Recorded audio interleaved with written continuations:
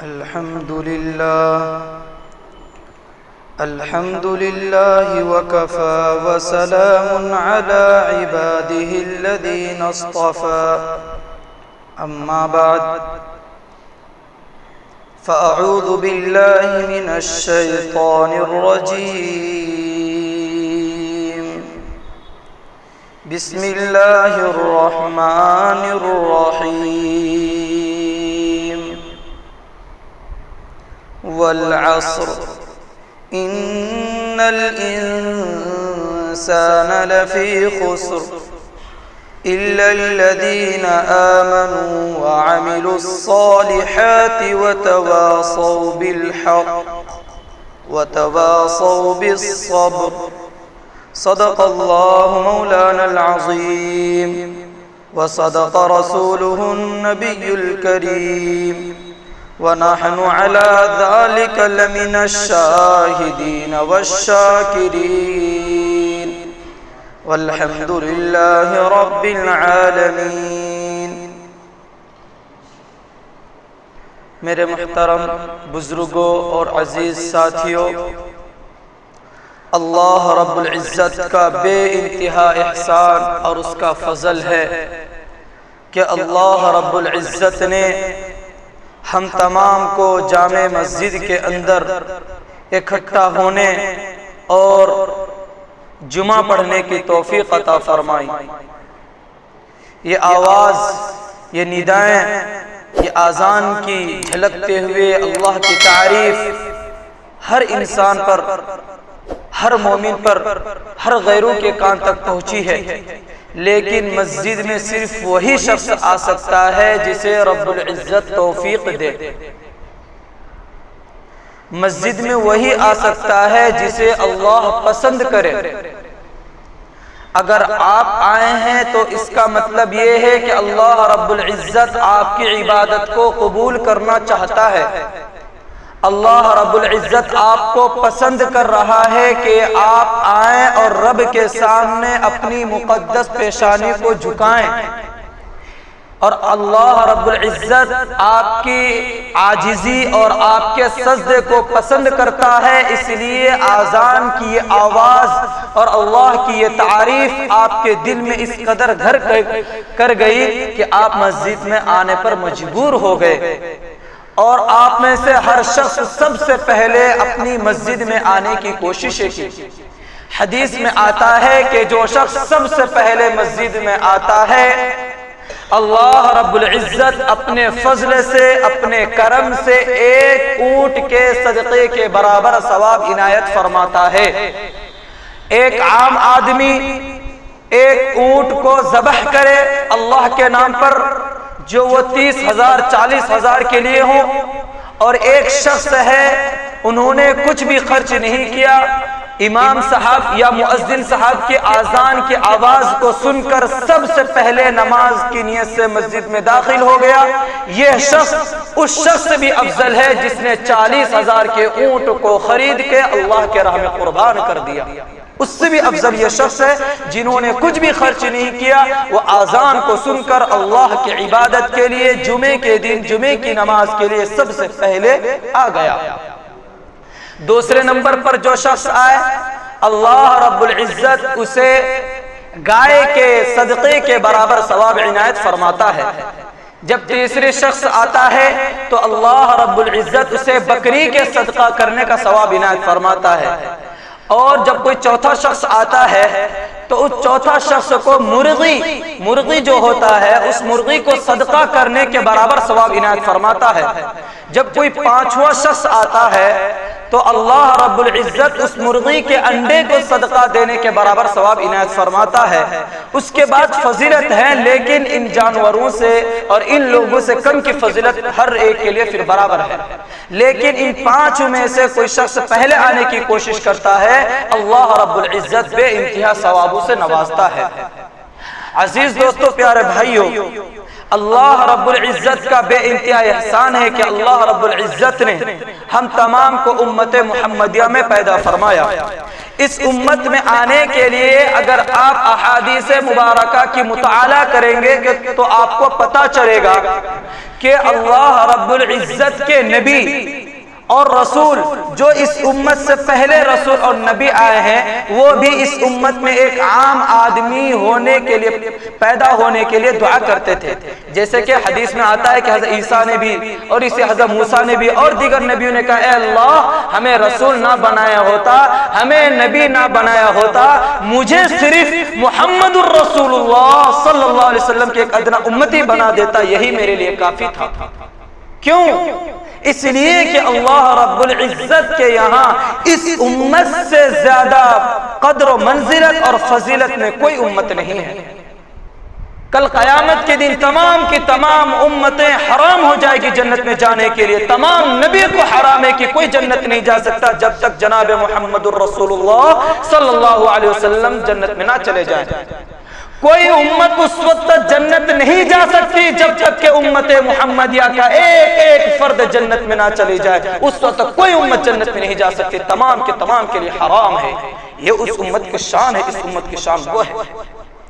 اس امت کی شان وہ ہے کہ نبی بھی اس امت میں آنے کے لیے دعا کرتے تھے, بارہا بار دعا کیا کرتے تھے. لیکن ایک نبی کی دعا قبول ہوئی ہے جن کو ہم حضرت عیسیٰ علیہ السلام کے نام سے جانتے ہیں کہ قرب قیامت میں وہ آئیں گے.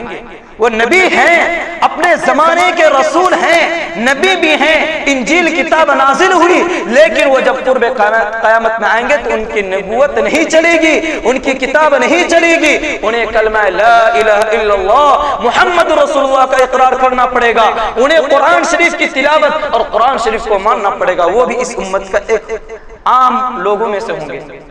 اس امت کو قبول کرنے والے اور کلمہ پڑھنے والے ہوں گے. وہ بھی ایک وقت میں نبی تھے, ایک امت کو چلانے والے کا رہبر تھے, لیکن اس امت میں ایک عام آدمی ہوں گے, کلمہ پڑھنے والے ہما شما کی طرح ہوں گے. عزیز دوستو, اس امت کے لیے اللہ رب العزت نے بے انتہا احسانات فرمایا ہے.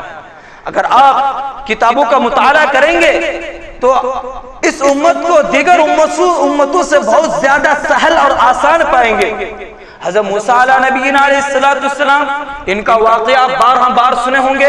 امام صاحب آپ کو سنائے ہوں گے, دیگر مولانا آئے ہوں گے وہ آپ کو سنائے ہوں گے. حضرت موسیٰ علیہ نبی علیہ السلام بہت بہادر اور زبردست رسول ہیں, بہت زبردست رسول ہے. اللہ تبارک و تعالی نے ان کے اندر جلال کو پیدا کیا تھا. جلال ان کے اندر بھرے پڑے تھے, اتنے جلالی تھے کہ جب ان کے اور ایک سامنے والے خاندان کی جب لڑائی ہوئی تو انہوں نے ایک ہی بھوسے میں سامنے والوں کو موت کے گھاٹ اتار دیا, جسے قرآن شریف میں ہے فَوَقَضَهُ مُوسَى فَقَضَى عَلَيْهِ, کہ موسیٰ علیہ السلام نے ایک بھوسا مارا, سامنے والے انتقال ہو گئے. فرعونی آدمی تھا وہ. عزیز دوستو, ان کی امت کا یہ حال تھا کہ اگر آدمی رات میں زنا کرتا ہے یا چوری کرتا ہے یا غیبت کرتا ہے کسی کی, جو بھی وہ گناہ کیا کرتا تھا, اللہ رب العزت اپنی طرف سے اس کے گھر کے دروازے پر لکھا جاتا تھا نام کے ساتھ کہ فلاں شخص نے آج فلاں گناہ کیا ہے. زنا کرنے والے کے آدمی کی زنا کے ساتھ یہ فلاں شخص آج زنا کیا, اس کے گھر کے دروازے پر لکھا ہوتا تھا. اسی طریقے سے کسی نے چوری کیا ہے تو اس کے گھر کے دروازے پر لکھا آتا تھا کہ اس شخص نے چوری کیا ہے. حتیٰ کہ اگر احتلام ہونے کی وجہ سے رات میں سونے کے بعد کپڑا خراب ہو گیا, خواب میں کوئی آیا اور کپڑا خراب ہو گیا, تو اس امت میں ہے کہ اسے دھو کر صاف کر لے. لیکن حضرت موسیٰ کے زمانے میں اس کپڑے کو کاٹ کر پھینکنا واجب تھا, فرض تھا. جو کپڑا خراب ہو گیا اسے کاٹ کر پھینکنا ہے, اتنا سخت. اللہ نے اس امت کے لیے بے انتہا مہربان فرمایا, بے انتہا مہربان فرمایا. حضرت موسیٰ علیہ نبی علیہ السلام کے زمانے میں متعین تھا کہ آپ کو فلاں جگہ نماز پڑھنا ہے تو فلاں جگہ ہی نماز پڑھنا ہے, ہر جگہ نماز نہیں پڑھ سکتے تھے. اس امت کے لیے جہاں آپ چاہے نماز پڑھنا چاہے پڑھ لے, دریا کے موجوں میں پڑھنا چاہے وہاں پڑھ لے, سمندروں کی موجوں میں پڑھنا چاہے نماز وہاں پڑھ لے, ریتوں میں پڑھنا چاہے وہاں پڑھ لے, مسجد میں پڑھنا چاہے مسجد میں پڑھ لے, چھت میں پڑھنا چاہے چھت میں پڑھ لے, گھر میں پڑھنا چاہے گھر میں پڑھ لے, ٹرین میں پڑھنا چاہے ٹرین میں پڑھ لے, بس میں پڑھنا چاہے بس میں پڑھ لے, جہاں چاہے پڑھ لے. لیکن امت موسیٰ علیہ نبینا علیہ السلام کے زمانے میں جگہ متعینہ تھی. تو اللہ رب العزت کا کتنا بڑا احسان ہے. اگر ہم میں سارے کے لیے فرض ہو جاتا کہ مکہ مدینے میں ہی نماز پڑھنا ہے, نبی کے شہر میں نماز پڑھنا ہے, تو ہر ایک آدمی کے لیے تقریباً 100 میں سے 99 آدمی کے لیے مشکل ہو جاتا. صرف 1% جو مالدار وہی جا سکتے تھے مدینہ اور مکہ نماز پڑھنے کے لیے. لیکن اللہ کا کتنا بڑا احسان ہے, اللہ کا کتنا بڑا فضل ہے, اللہ نے کتنا بڑا مہربان ہم پر کیا ہے کہ ہم جہاں چاہیں جس طرح چاہیں نماز پڑھنا چاہیں پڑھ سکتے ہیں. ہم کتنے بھی بڑا گناہ کر لے, کتنے بار زنا کر لے, کتنے بار بدنظری کر لے, کتنی بار چوری کر لے, لیکن کوئی شخص یہ نہیں کہہ سکتا کہ میرے گھر پر لکھا ہوا آیا تھا کہ میں نے چوری کیا ہے. گھر پر لکھا ہوا نہیں آیا کہ میں نے زنا کیا ہے. گھر پر لکھا ہوا نہیں آیا کہ میں نے کسی کی غیبت کی ہے, میں نے چغل خوری کر کے دو بھائیوں کو لڑایا ہے. گھر میں کوئی شخص کہہ نہیں سکتا امت محمدیہ کے اندر کہ میرے گھر کے چوکٹ میں لکھا ہوا تھا. لیکن حضرت موسیٰ علیہ نبی علیہ السلام کے زمانے میں لکھا ہوا آتا تھا. اللہ کا کتنا بڑا احسان ہے. لیکن افسوس ہے کہ ہم جاننے کے باوجود ہمارے ائمہ, ہمارے مولوی حضرات, ہمارے مولانا حضرات, ہمارے مفتیان کرام, عالم دین آپ حضرات کے سامنے بیان کرتے ہیں کہ اللہ کی عبادت کرو, اللہ کا شکر ادا کرو, لیکن ہم اللہ کی عبادت سے بھی کوسوں دور ہوتے ہیں اور اللہ کا شکر ادا نہیں کرتے.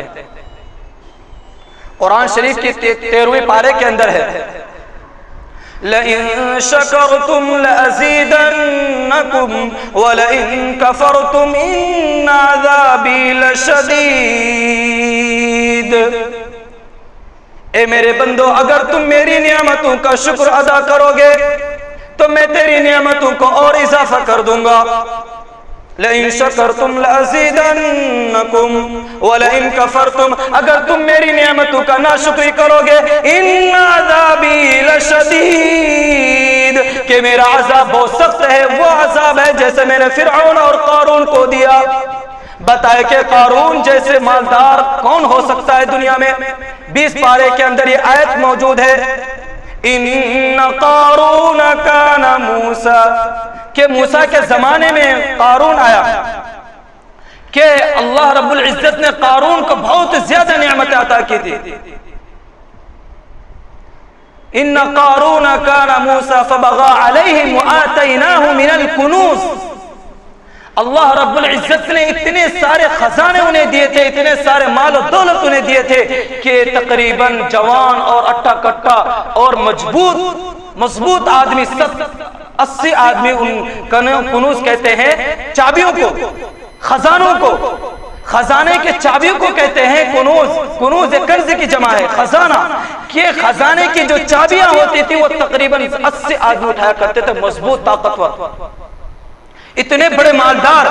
لیکن جب انہوں نے اپنے زمانے کے رسول حضرت موسیٰ علیہ نبی علیہ السلام پر الزام لگایا, اپنے چچا زاد بھائی پر, ایک عورت کو بہلایا کہ میں تمہیں بہت سارا مال دوں گا, صرف تمہیں اتنا کرنا ہے کہ ایک مجمع ہوگا, اس مجمع میں کھڑے ہو کر صرف اتنا کہنا ہے کہ موسیٰ جو نبی کا دعویٰ کر رہا ہے لہذا اس موسیٰ نے مجھ سے زنا کیا ہے, صرف اتنا تمہیں کہنا ہے, آگے کا کام میں سنبھال لوں گا.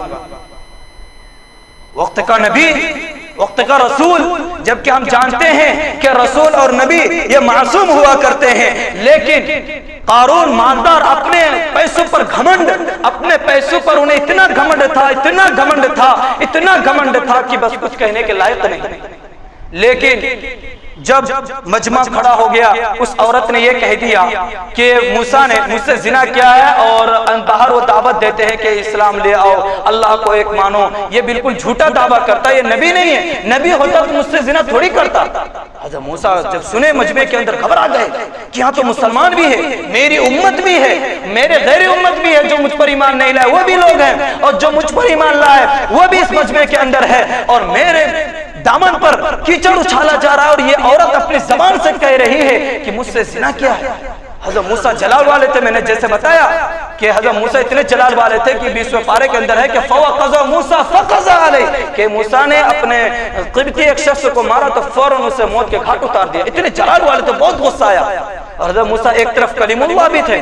حضرت موسیٰ علیہ نبی علیہ السلام نے اللہ کے بارگاہ میں ہاتھ اٹھایا اور فرمانے لگے, اے اللہ یہ کیا ہو گیا ہے, میں تو تیرا رسول ہوں, میں تیرے تیری عبادت کے لیے لوگوں کو حکم دیتا ہوں، تیرے دین کی دعوت میں لوگوں کو دیتا ہوں، لیکن اس عورت نے تو تمام چیزوں کو برباد کر دیا۔ یہ عورت بزبان خیش کہتی ہے کہ میں نے زنا کیا ہے، اللہ یہ کیا ہو گیا، میں نے تو زنا نہیں کیا ہے۔ اللہ رب العزت نے فرمایا موسیٰ جاؤ، جو تمہاری مرضی ہے، جس چیز کو تم حکم دو وہ تمہاری تعمیل کرے گی، جو تمہیں سزا دینا ہو وہ دے دو۔ حضرت موسیٰ بہت جلال والے تھے، غصے والے تھے، فوراً آیا اور زمین کو حکم دیا، زمین پھٹ گئے۔ قارون کو حکم دیا، قارون تو اس پر جا، اور زمین پھٹتی چلے گئی۔ قارون دبتا چلا گیا اپنے خزانوں کے ساتھ، دبتا چلا گیا۔ قارون نے بار موسیٰ کو کہا موسیٰ مجھے معاف کر دو، میں تمہیں اپنے گھمنڈی کی وجہ سے میں تمہیں گرانا چاہتا تھا، میں تمہیں تمہاری اوقات دکھانا چاہتا تھا، میں یہ نہیں سمجھ پاتا تھا کہ میں ہی اپنے اوقات میں گر جاؤں گا۔ اتنے سارے خزانے کے مالک، اتنے بڑے دادا، اتنے بڑے مالک خزانے کے، لیکن حضرت موسیٰ علیہ نبینا علیہ السلام جو وقت کے رسول ہیں، نبی ہیں، ایک عورت کے ذریعے جب الزام دلوایا تو عزیز دوستو وہ خزانے کے ساتھ ساتھ برباد ہو گئے۔ تو کہنے کا مطلب یہ ہے کہ بڑے سے بڑے مالدار آئے۔ نمرود کا نام آپ نے سنا ہوگا، بہت بڑے کافر گزرے، حتیٰ کہ یہ نمرود دنیا میں جنت بنایا، جنت جیسے اللہ رب العزت نے ایمان والوں کے لیے جنت بنایا، ہر چیز کی آرائش، ایسے دنیا میں نمرود نے جنت کو بنایا۔ لیکن جیسے ہی اس نے اپنے قدم جنت کے اندر رکھنا چاہا، فوراً ملک الموت آئے اور ان کے روح کو قبض کر لیا۔ بڑے سے بڑے مالدار آیا، عزیز دوستو مالداروں کو نہیں دیکھا جاتا، پیسے والوں کو نہیں دیکھا جاتا، غریبوں کو نہیں دیکھا جاتا، اللہ کے یہاں صرف دل کو دیکھا جاتا ہے، اللہ کے یہاں صرف عبادت کو دیکھا جاتا ہے کہ کس نے میری فرما برداری کی ہے، کس نے میری نافرمانی کی ہے، کس نے میری بات کو مانا ہے، کس نے میرے رسول کی بات کو مانا ہے، کس نے میرے رسول کی عزت کی ہے، کس نے میرے امام اور پیشوا کی عزت کی ہے، کس نے مفتیوں کی عزت کی ہے، کس نے حفاظ کرام کی عزت کی ہے۔ ان کو دیکھتا ہے، مالداروں کو نہیں دیکھتا، خوبصورتی کو نہیں دیکھتا، کالے کو نہیں دیکھتا۔ جاؤ صحابہ کے اندر جب آپ آنکھ اٹھا کر دیکھیں گے، بہت سارے صحابی ایسے ملیں گے جو کالے سے کالے تھے، ان میں سے حضرت بلال رضی اللہ تعالی عنہ بھی کالے تھے۔ ان کی فضیلت کو آپ سننا چاہیں گے؟ ان کی فضیلت یہ ہے کہ جب آپ علیہ السلام معراج میں تشریف لے گئے تو دیکھا کہ کسی چیز کی آہٹ ہو رہی ہے۔ حضرت محمد رسول اللہ صلی اللہ علیہ وسلم نے فرمایا اے جبرائیل یہ آہٹ کس کی آ رہی ہے مجھے بتاؤ۔ تو حضرت جبرائیل صلی اللہ علیہ وسلم نے فرمایا اے اللہ کے رسول یہ آہٹ حضرت بلال رضی اللہ تعالی عنہ کی ہے۔ وہ کیسی آہٹ ہے؟ وہ آہٹ ہے کہ آپ اونٹ پر ہو کر سوار ہو کر جائیں گے یا گھوڑے پر آپ سوار ہو کر جنت میں جائیں گے، جو نکیل ہوگی وہ نکیل حضرت بلال رضی اللہ تعالیٰ عنہ کے ہاتھ میں ہوگی، وہ ڈوری وہ رسی بلال رضی اللہ تعالیٰ عنہ کے ہاتھ میں ہوگی۔ لہٰذا نکیل پکڑ کر کے رسی پکڑ کر کے وہ آگے بڑھیں گے اور آپ سواری میں بیٹھ کر کے پیچھے رہیں گے، گویا کہ آپ سے پہلے بھی حضرت بلال رضی اللہ تعالیٰ عنہ جنت میں جائیں گے۔ وہ فضیلت، وہ کیسی فضیلت ہے؟ وہ بھی کالے تھے، پتا چلا کہ گورے کو نہیں دیکھا جائے گا۔ اگر آپ کے اندر فرما برداری ہے، نبی کے حکم تو آپ کے اندر ہے، رسول کا حکم آپ کے اندر ہے، ان کا طریقہ آپ کے اندر ہے، اللہ کے احکام آپ کے اندر ہے، تو آپ فضیلت والے ہو جائیں گے، اللہ کے برگزیدہ بندہ بن جائیں گے، نبی کے پڑوسی بن جائیں گے، رسول اللہ کے پڑوسی بن جائیں گے۔ لیکن اگر آپ کے اندر فرما برداری نہیں، نبی کا طریقہ نہیں، اب دنیا میں بھی چوپٹ آخرت میں بھی چوپٹ ہونا ہے۔ عزیز دوستو ٹائم بہت کم مجھے ملا ہے، حضرت امام صاحب نے مجھے بہت کم حضرت امام صاحب نے مجھے ٹائم پر اپنی بات کو ختم کرنے کا ہے، اس لیے ان کے حکم کو اپنے سر آنکھوں پر رکھتے ہوئے میں یہی بات آپ کو کہوں گا کہ میں نے شروع میں ایک آیت تلاوت کی تھی والعصر ان الانسان لفی خسر۔ اللہ رب العزت زمانے کا قسم کھا رہا ہے، والعصر قسم ہے زمانے کی۔ وہ قسم کس چیز میں انسان قسم کھاتا ہے؟ جو چیز مہتوپورن ہوتا ہے، جو چیز ایک مخصوص ہوتی ہے، جس چیز کی ہم عزت کرتے ہیں اس کی قسم کھاتے ہیں۔ آپس میں کسی چیز کو منوانا پڑتا ہے تو ہم قسم کھاتے ہیں، اللہ نے زمانے کا قسم کھایا کہ قسم ہے زمانے کی، ان الانسان لفی خسر، تمام کی تمام انسان خسارے میں ہیں، کوئی کامیاب نہیں، تمام لوگ برباد ہیں، جہنمی ہیں، لیکن جنتی کون ہے؟ آگے اس آیت کے اندر ہے ان الذين آمنوا وعملوا الصالحات، کہ بلا شبہ وہ لوگ جو نیک اعمال کیا اور وعملوا الصالحات جنہوں نے نیک اعمال کی یہ جنتی ہے۔